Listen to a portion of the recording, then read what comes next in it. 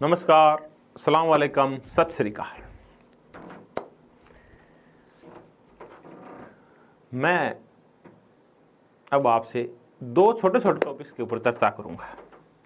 दो छोटी विचारधाराएं, छोटी विचारधाराएं नहीं कहेंगे उनको, इट मीन्स में थोड़े संक्षिप्त समय में चर्चा करूंगा, इसलिए मैंने ये शब्द बोला है। तो मैं आपसे चर्चा करूंगा बहुसंस्कृतिवाद के ऊपर और पर्यावरणवाद या पारिस्थितिकीयवाद, इकोलॉजी या इकोलॉजिज्म के ऊपर, एनवायरमेंटलिज्म पे और मल्टीकल्चरलिज्म के ऊपर। तो पहली अपनी जो चर्चा की शुरुआत है वो बहुसंस्कृतिवाद से करते हैं कि ये क्या है, इसको समझने की कोशिश करते हैं।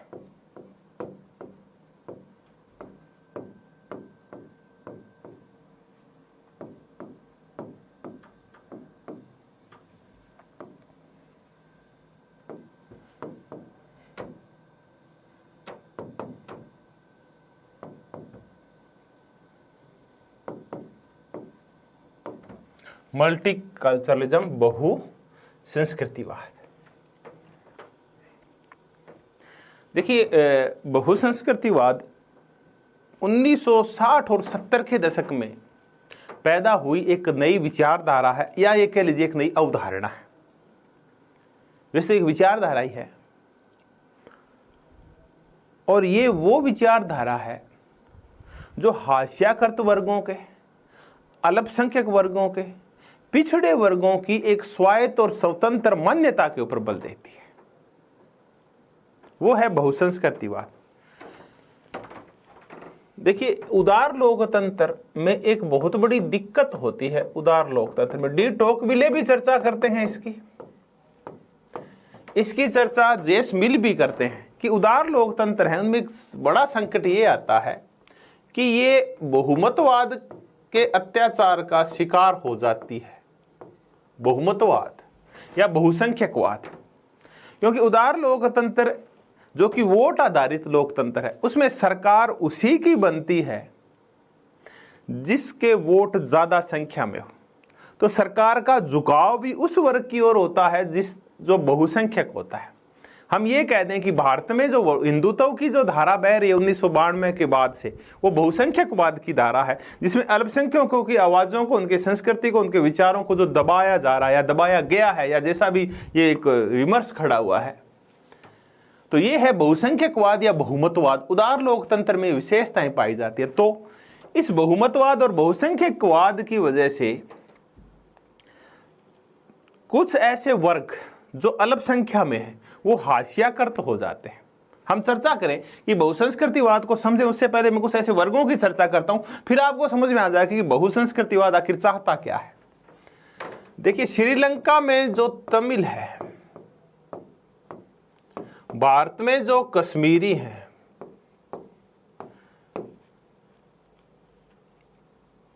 चीन में जो उइगर है, म्यांमार में जो रोहिंग्या है,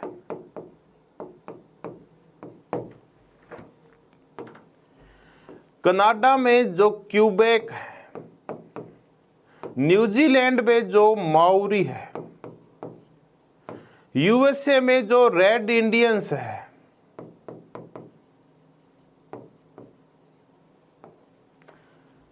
ये वो संप्रदाय हैं, वो वर्ग हैं जो अपनी मान्यता के लिए, अपनी सांस्कृतिक पहचान के लिए संघर्ष कर रहे हैं। तो इस संघर्ष को समर्थन देने वाली जो विचारधारा है, अवधारणा है, वो है बहुसंस्कृतिवाद। बहुसंस्कृतिवाद की मौलिक थीम ये है कि प्रत्येक संस्कृति की मान्यता हो, प्रत्येक संस्कृति की स्वतंत्र पहचान हो, प्रत्येक संस्कृति के रीति रिवाज, उसकी परंपराओं का सम्मान हो। अब हम कैसे समझे बहुसंस्कृतिवाद को? देखिए, आप अमेरिका में जाइए, अमेरिका में जाते ही और आप क्या देखेंगे कि आप अपनी संस्कृति भूल जाते हैं। अमेरिका का जो सामाजिक ताना बाना है वो इस प्रकार का है कि वहां जो कोई भी जाता है वो वहीं की संस्कृति में समाहित हो जाता है और उसकी स्वतंत्र पहचान गायब हो जाती है। कैसे?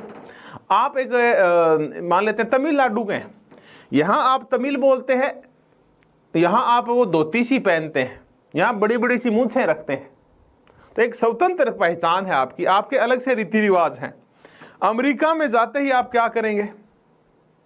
अमेरिका में जाते ही पैंट शर्ट लेंगे, इंग्लिश बोलना शुरू कर देंगे और अपने जो पारंपरिक रीति रिवाज है उनको तिलांजलि दे देंगे। और वो रीति रिवाज आप फिर क्रिसमस मनाना शुरू कर देंगे, 31 मनाना शुरू कर देंगे, यानी उनके तरह ही सब कुछ वही चीजें अडॉप्ट कर लेंगे जो अमेरिकन ने कर रखी है।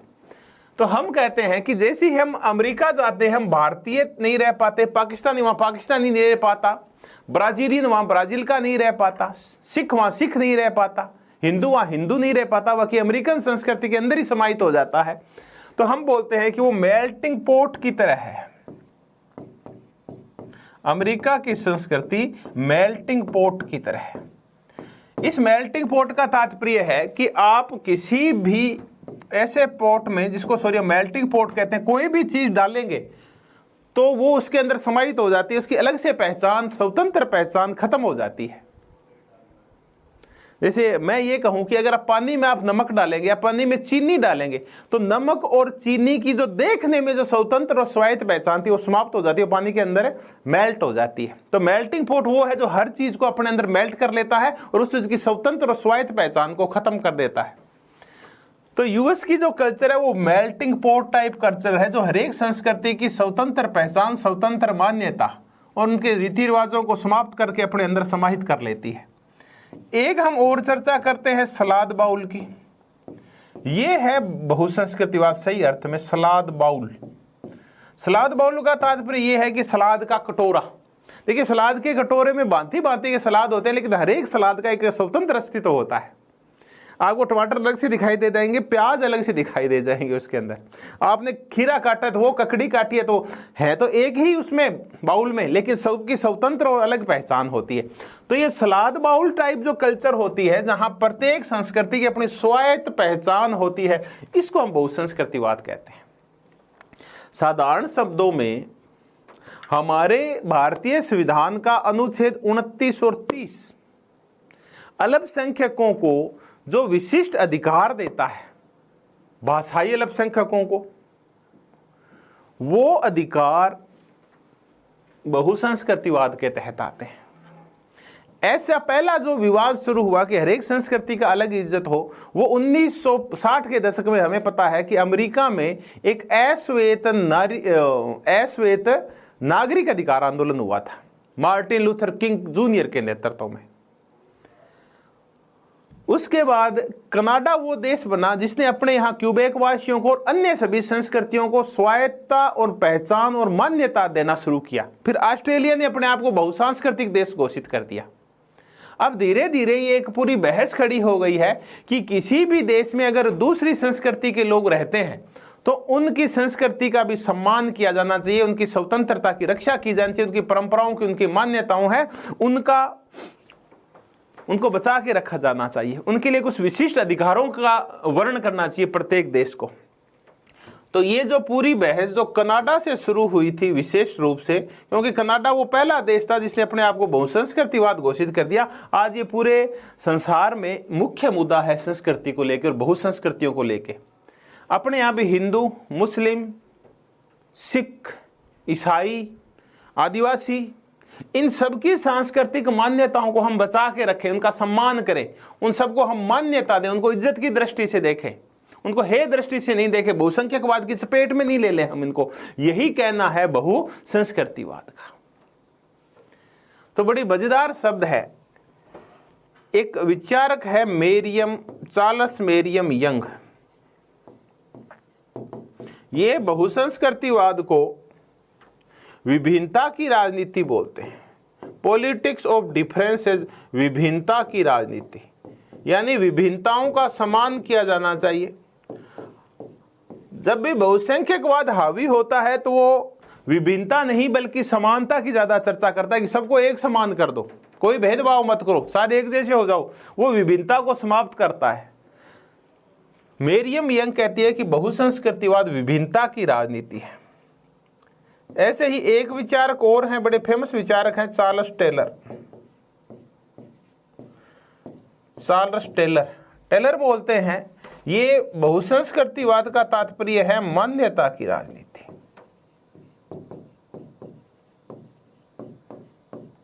पॉलिटिक्स ऑफ रिकॉग्नाइजेशन, मान्यता की राजनीति या पहचान की राजनीति, चार्ल्स टेलर। और भी है, एक भारतीय विचारक हैं, भारत में पैदा हो रखे हैं, लॉर्ड भिखु पारिक, गुजराती हैं, यूके में रहते हैं, ब्रिटेन में। भिखु पारिक ये भी बहुसंस्कृतिवादी हैं। एक कनाडा के विचारक हैं, आपने सबने खूब इनके बारे में पढ़ा है, विल किमलिका। कभी आपको पढ़ने का मौका मिले तो इनकी हिंदी में वर्जन भी एक किताब आती है, जो अपने पॉलिटिकल साइंस के विद्यार्थी बहुत सारे पढ़ते भी हैं उनको, कंटेम्परेरी पॉलिटिकल फिलोसॉफी, समकालीन राजनीति दर्शन। उसमें खूब सारे क्वेश्चन भी आए हैं, कॉलेज लेक्चर में भी आए, स्कूल लेक्चर में भी एक दो बार आए हैं। विल किमलिका ये कनाडा के विचारक हैं।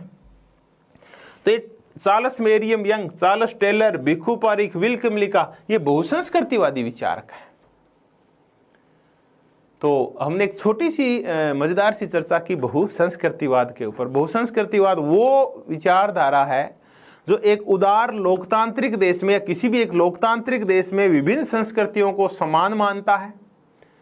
जो हाशियाकर्त है या अल्पसंख्या वाले हैं, जो पिछड़ी संस्कृतियां हैं या जो बहुसंख्यकों से अलग संस्कृतियां हैं, उनकी भी स्वतंत्र पहचान और स्वतंत्र मान्यता की मांग का समर्थन करता है। उनके लिए विशिष्ट अधिकारों की मांग करता है, उनका समर्थन करता है विशिष्ट अधिकारों का, वो है बहुसंस्कृतिवाद।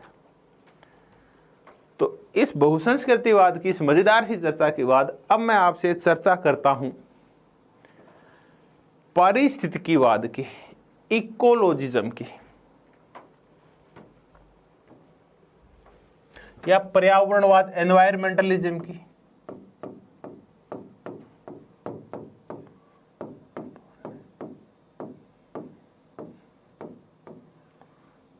इकोलॉजी, आप इकोलॉजी बोले, कई बार आप इसको पर्यावरणवाद भी बोलते हैं। आजकल एक नई शब्दावली और आई है, हरित राजनीति, ग्रीन पॉलिटिक्स। हम इसकी चर्चा करेंगे। ये भी पिछले 30-40 साल में ही एक पैदा हुई और पली बढ़ी विचारधारा है, यानी एक समकालीन विचारधारा है बहुसंस्कृतिवाद की तरह पारिस्थितिकीवाद भी। देखिए जितनी भी विचारधाराएं हैं, चाहे वो उदारवाद हो, चाहे वो समाजवाद हो, चाहे वो फासीवाद हो, आदर्शवाद हो, नारीवाद हो, बहुसंस्कृतिवाद हो, इस्लामवाद हो, चाहे इनके मुद्दे अलग अलग हो। उदारवाद वो है जो व्यक्ति पे बल देता है, समाजवाद वो है जो समाज पे बल देता है, फासीवाद प्रजाति पे ज्यादा बल देता है, आदर्शवाद राष्ट्र पे ज्यादा बल देता है, नारीवाद, इस्लामवाद और बहुसंस्कृतिवाद पहचान पे बल देता है, मान्यता पे बल देता है।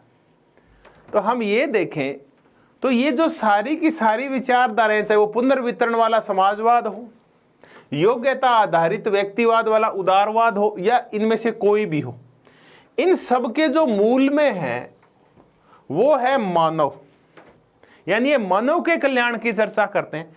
तो हम कहते हैं कि ये सारी की सारी जो आइडियोलॉजीज हैं ये ह्यूमन सेंट्रिक है, मानव केंद्रित विचारधाराएं हैं सारी की सारी। ये एकमात्र ऐसी विचारधारा है पारिस्थितिकीवाद जो ह्यूमन सेंट्रिक की बजाय नेचर सेंट्रिक है।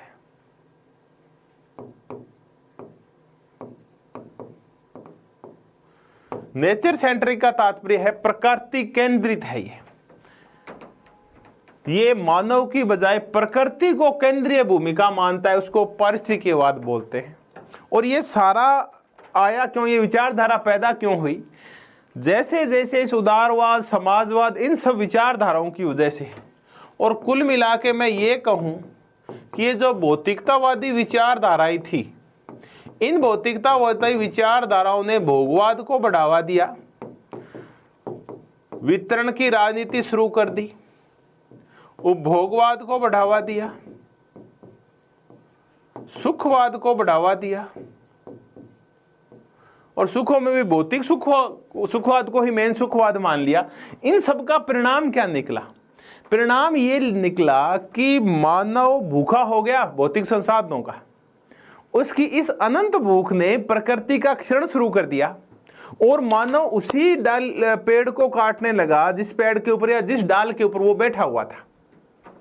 यानी उसने प्रकृति का क्षरण करना शुरू कर दिया। अपनी क्वांटिटी लाइफ जीने के लिए उसने अपनी क्वालिटी लाइफ खत्म कर दी।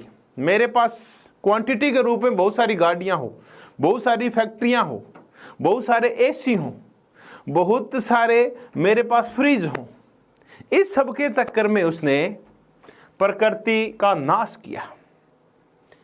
तब फिर एक नई विचारधारा पैदा हुई इस प्रकृति को बचाने के लिए, जिसको हम पारिस्थितिकीवाद या पर्यावरणवाद बोलते हैं, या इकोलॉजिज्म बोलते हैं, एनवायरमेंटलिज्म बोलते हैं, ग्रीन पॉलिटिक्स बोलते हैं। ये परिस्थिति को, इकोलॉजी को सेंटर में मानते हुए और विचार व्यक्त करती है। ये ह्यूमन सेंट्रिक होने के बजाय मैंने कहा नेचर सेंट्रिक ज्यादा है, ये नेचर सेंट्रिक है। जो भोगवाद और उपभोक्तावाद इसको रोकने की बात करती है। देखिए, इसकी जो शुरुआत हुई, हमारा कब ध्यान गया इस इकोलॉजी की तरफ, तो एक रिपोर्ट आई थी क्लब ऑफ रोम की रिपोर्ट आई थी, आवर कॉमन फ्यूचर।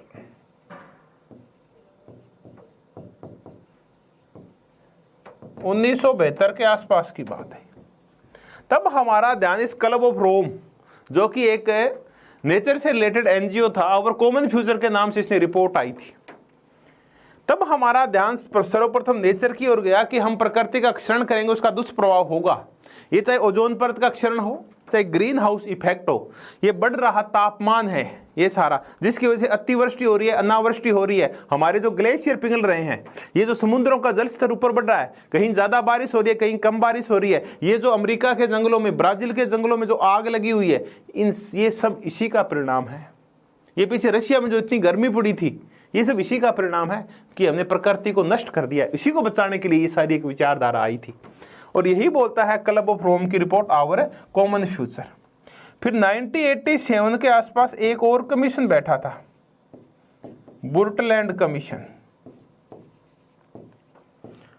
और इस कमीशन ने बात की थी सतत विकास की। बुर्टलैंड कमीशन, सस्टेनेबल डेवलपमेंट, बहुत ही ये शब्द ही पहली बार आया था ब्रुटलैंड कमीशन से कि सस्टेनेबल डेवलपमेंट क्या होता है कि आप भले ही भोग कीजिए लेकिन प्रकृति का क्षरण कम से कम कीजिए।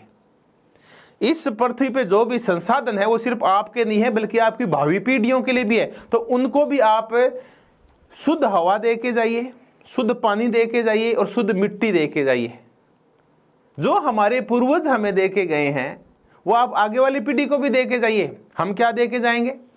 हम भोगवादी प्रवृत्ति वाले ये जो वर्तमान मानव है, ये भावी पीढ़ियों को जहरीली हवा, गंदा पानी, बहुत सारी बीमारियां और गंदी भूमि जिसमें डीएपी, यूरिया और पेस्टिसाइड डाल डाल के बर्बाद कर दिया, ऐसी कृषि भूमि, ये सब कुछ हम दे के जाएंगे आगामी पीढ़ियों को। और सस्टेनेबल डेवलपमेंट जिसकी चर्चा ब्रुटलैंड कमीशन ने की थी, इसने कहा कि इसको रोकिए, आप भावी पीढ़ियों को आप शुद्ध हवा दे के जाइए जिसे आपसे पहले वाली पीढ़ी आपको दे के गई है, शुद्ध पानी दे के जाइए, इन नदियों को, समुद्रों को, इन प्राकृतिक जल स्रोतों को गंदा मत कीजिए आप।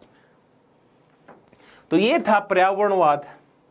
अब विभिन्न विचारक हैं, हम ज्यादा नहीं 2-3 विचारकों की चर्चा करें। सर्वप्रथम गांधी जी की चर्चा करें, महात्मा गांधी।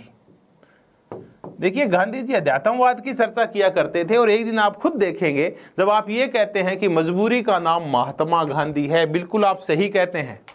जब आप मजबूर हो जाओगे एक दिन और आप के ऊपर मौत मंडराएगी इस प्राकृतिक क्षरण की वजह से, उस दिन आप गांधी को याद करोगे। तो वाकई में गांधी मजबूरी का नाम है। तभी आते हैं जब हम मजबूर हो जाते हैं, तब हमें कोई रास्ता दिखाई नहीं देता, तब ये गांधी जी हमें रास्ता दिखाते हैं।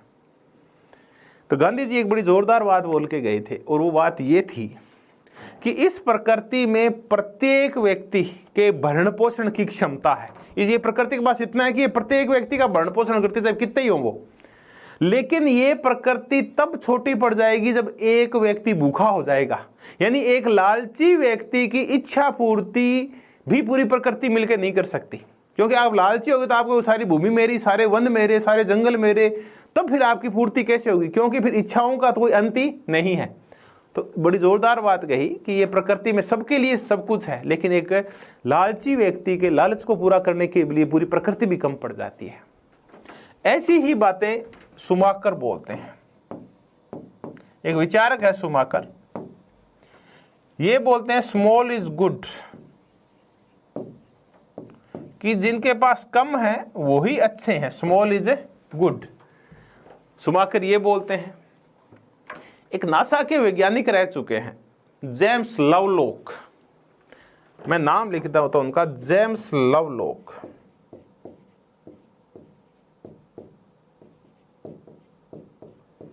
उनकी एक बड़ी जोरदार संकल्पना है लवलॉक की, और वो है गाया संकल्पना, गाया कंसेप्ट। ये कहते हैं कि ये पृथ्वी है, ये एक जीवित अवयव है। हम ये सोचते हैं कि पृथ्वी मर्त है, ये निर्जीव है, लेकिन जेम्स लवलॉक का कहना है गाया संकल्पना, गाय नहीं गाया, ये गाय से गाया नहीं बना है, बल्कि जेम्स लवलॉक की गाया संकल्पना है। गाया एक यूनानी देवी का नाम है। तो ये कहते हैं कि पृथ्वी एक जीवित अवयव की तरह है, और ये बदलती परिस्थितियों के अकॉर्डिंग खुद का अनुकूलन कर लेती है। जैसे हमारे अंदर अनुकूलन की क्षमता पाई जाती है। अनुकूलन की क्षमता क्या है कि जैसे ही एनवायरनमेंट बदलता है, जैसे ही खान पान बदलता है, हमारा शरीर भी उसी अकॉर्डिंग ढल जाता है। अगर आप कश्मीरी हैं और जो 0 डिग्री टेम्परेचर से आए हैं, 5 डिग्री 10 डिग्री टेम्परेचर से आए हैं, यानी ठंडे क्षेत्रों से आए हैं, आप साइबेरिया से आए हैं ऐसा मान लेते हैं, और आप राजस्थान में आकर रहने लगते हैं, तो आपका शरीर उसी के अकॉर्डिंग खुद को ढाल लेगा। आप अनुकूलित तो हो जाओगे राजस्थान के वातावरण के। ऐसे ही पृथ्वी भी अपने आप का अनुकूलन करती है। इस पृथ्वी के साथ जब खिलवाड़ होता है, इसका जब क्षरण किया जाता है, इसके एनवायरनमेंट के साथ जब छेड़छाड़ की जाती है, प्राकृतिक व्यवस्था को जब बिगाड़ा जाता है, तो इस पृथ्वी पे ऐसी हलचल होती है कि ये खुद अनुकूलित कर लेती है अपने आप को, ये खुद दंडित करना शुरू कर देती है। तो इस पे ऐसी हलचल होगी, अगर मानव ने इसको ज्यादा बर्बाद किया तो खुद बदलते माहौल के अनुसार ऐसा अनुकूलित करेगी कि मानव का पता ही नहीं चलेगा। बीच में ये डायनासोर वायनासोर का पता ही नहीं चला वो कहाँ चले गए। क्यों? क्योंकि पृथ्वी ने अनुकूलन कर लिया, क्योंकि उन डायनासोर्स की वजह से पृथ्वी पे संतुलन बिगड़ गया था। वैसे ही जैसे मानव ने अब संतुलन बिगाड़ दिया है, हर चीज को अपने पक्ष में कर लिया है, प्रकृति के ऊपर कब्जा कर लिया है, तो एक दिन पृथ्वी करेगी कुछ ना कुछ, एक ऐसी भारी उथल पुथल होगी कि ये सारी सभ्यता हो सकता है इसका क्षरण हो जाए। तो पारिस्थितिकीवाद वो है जो क्वांटिटी लाइफ की बजाय क्वालिटी लाइफ के ऊपर बल देता है, अच्छी हवा, अच्छे पानी, अच्छे जल की चर्चा करता है, वो है पर्यावरणवाद। जेम्स लवलॉक ने इस संबंध में गाया संकल्पना दी है। एक और छोटी सी संकल्पना है, उसकी हम चर्चा करते हैं।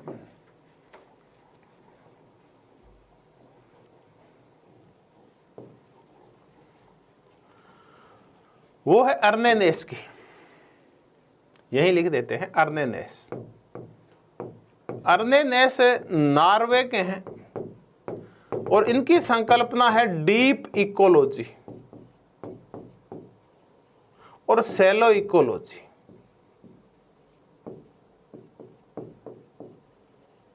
कुल मिला के क्वेश्चन आता है कई बार तो सीधा डीप इकोलॉजी पे आता है कि डीप इकोलॉजी की जो संकल्पना है वो किस विचारक की देन है, तो वो है अर्नेनेस जो कि नॉर्वे के हैं। अर्नेनेस कहते हैं कि एक सैलो इकोलॉजी होती है जो उथली पारिस्थितिकी होती है। ये कहती है कि जरूर हमें पर्यावरण की रक्षा करनी है, लेकिन मानव भोग भी करता रहेगा और हम पर्यावरण की रक्षा भी कर लेंगे। देखिए, आप गाड़ियां खूब लाइए, लेकिन आप डीजल और पेट्रोल की बजाय आप गाड़ी जो लाओ वो आप इलेक्ट्रॉनिक कार लेके आओ, या वो गैस से चलने वाली कार लेके जो कम से कम पोल्यूशन करती हो। तो ये भोगवाद को रोकती नहीं है शैलो इकोलॉजी, बल्कि भोगवाद तो चलता रहना चाहिए, बस पर्यावरण संरक्षण के हमें कुछ उपाय करने होंगे और ग्रीन टेक्नोलॉजी को बढ़ावा देना होगा। आप खूब सारी फैक्ट्रियां खोलिए, कोई दिक्कत नहीं है, लेकिन वो पोल्यूशन नहीं करेगी। उनमें कुछ ऐसे इक्विपमेंट डालिए जहां से धुआं निकलता है कि वो धुएं को ऑब्जर्व कर ले, तो ऐसे उपकरणों का निर्माण कीजिए। दूसरी तरफ डीप इकोलॉजी है, ये कहती है कि इस पर्यावरण में प्रत्येक जीव को, प्रत्येक जंतु को और प्रकृति के प्रत्येक हिस्से को हंसने और मुस्कुराने का उतना ही हक है जितना कि हक पुरुष को है। तो अकेला पुरुष ही क्यों मुस्कुराए? पुरुष प्रकृति के किसी भी अन्य अवयव की बजाय, अंग की बजाय, पार्ट की बजाय, जीव की बजाय, जंतु की बजाय, पौधे की बजाय, फूल की बजाय, पेड़ की बजाय ज्यादा महत्वपूर्ण नहीं है, बल्कि इन सब का समान महत्व है। जो महत्व एक तितली का है वही महत्व एक मानव का है, जो महत्व एक फूल का है वही महत्व एक मानव का है। तो मुस्कुराने का हक सबको है, खिलखिलाने का हक सबको है। तो पुरुष अपने भोग के लिए, अपने फायदे के लिए बाकों का हंसना और मुस्कुराना नहीं रोक सकता, उनसे बड़ा नहीं है बल्कि उनके बराबर है। ये है डीप इकोलॉजी, जो भोगवाद और उपभोगवाद के ऊपर प्रतिबंध लगाती है और सबको स्वायत्त और स्वतंत्र जीवन की पर्यावरण में अनुमति प्रदान करती है, मांग करती है ऐसी कि आप अपने भोग के लिए इस प्राकृतिक संसाधनों का क्षरण मत कीजिए। जो जीव और निर्जीव अवयव है उनका क्षरण मत कीजिए आप। तो ये है अर्नेनेस की डीप इकोलॉजी। तो हमने चर्चा की, एक मजेदार सी चर्चा, आप भी ध्यान रखें, पेड़ वेड़ लगाएं, प्रकृति और पर्यावरण के संरक्षण में अपना सहयोग दें। हमने चर्चा की पर्यावरणवाद की, पारिस्थितिकवाद की या हरित राजनीति की। तो हमने चर्चा की जेम्स लवलॉक की गाया संकल्पना की, अर्नेनेस की डीप इकोलॉजी की और गांधी जी का प्राकृतिक संरक्षण का या भोगवाद पे जो रोक की बात थी हमने वो चर्चा की। तो धन्यवाद, बहुत बहुत धन्यवाद कि आप मेरे साथ बने रहें। और हमने दो मज़ेदार विचारधाराओं पे चर्चा की, जिसमें एक था बहुसंस्कृतिवाद जो हास्याकृत वर्गों की मान्यता पहचान की चर्चा करता है, और दूसरा एक व्यापक सिद्धांत जो मानव की बजाय प्रकृति की चर्चा करता है और जो क्वांटिटी लाइफ की बजाय क्वालिटी लाइफ की चर्चा करता है। पुनः आप सबका तहे दिल से धन्यवाद।